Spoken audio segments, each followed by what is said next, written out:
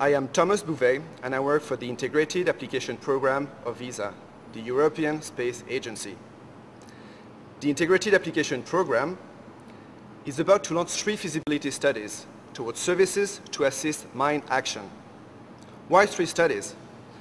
Mine action encompasses a wide range of challenging activities, and the 3 studies will be complementary. Running 3 parallel studies also reflect the high interest shown by the space industry and the strong interest shown by the mine action community. I am now in ESTEC, the technical center of the European Space Agency, located in the Netherlands. It is my pleasure to welcome here Daniel Erickson, who works at the Geneva International Center for Humanitarian Demining, GICHD. Hello, Daniel Erickson. Mr. Erickson supports ESA as an external advisor. He shares his technical expertise.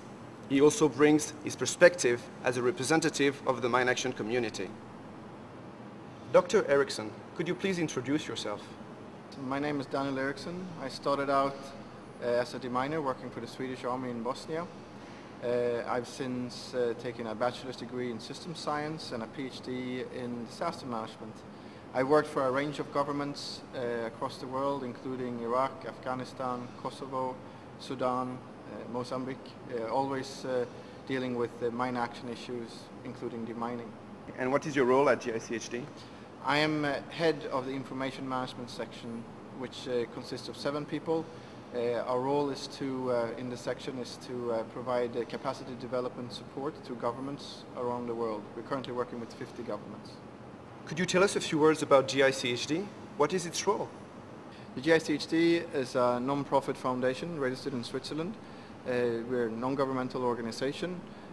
Our role is to be an independent source for support and advice within the mine action community, touching everything from technology to methodology and socio-economical aspects of demining and the broader mine action community's work. Also includes international humanitarian law elements and how countries should live up to the obligations that they have signed up to in various treaties, such as the Anti-Personnel Mine Ban Treaty. You provide support to ESA as an external advisor. What does motivate GICHD to participate in those activities? First of all, I see it as an important opportunity for us to represent the mine action user community and their needs as they have been discovering in the field, to ensure that whatever is being developed as part of this project actually has relevance to them. Second, I see it as an opportunity to improve existing methodologies used for demining and mine action through integrating technologies with methodologies. And third, I see it as an operational service that will provide a distinct benefit to the community rather than just R&D. From a first look, it's hard to figure how space can be useful to mine action. Can mines be detected from space? No, individual mines cannot be detected from space. However, I see great potential of the use of space technology in other key areas of mine action. It includes recording, reporting, planning, and dissemination of information relating to mine action. I see 2 areas where we could use space technology for planning. First, priority setting, and second, tool selection. Priority setting is the process where you select which minefields to address first by looking at which ones are causing the greatest impact to the human population around it. And in this process, we could use space technology to get a better understanding of the context of the contamination. And second, as I mentioned, tool selection.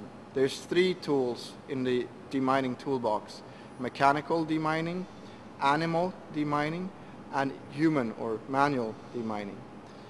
Each one of these 3 sets of tools comes with specific requirements on the environment where they're used. So on a strategic level, on a national level, it would be possible through the help of space technology to better select a tool set for a country or a large area. For reporting and recording, I see additional areas where space technologies could be used. In the recording step is when you collect information of individual contaminations, or you update your records on individual contaminations, such as a minefield or a battle area. In this process, it is beneficial to have good navigation technology to know where you are and to know where the contamination is.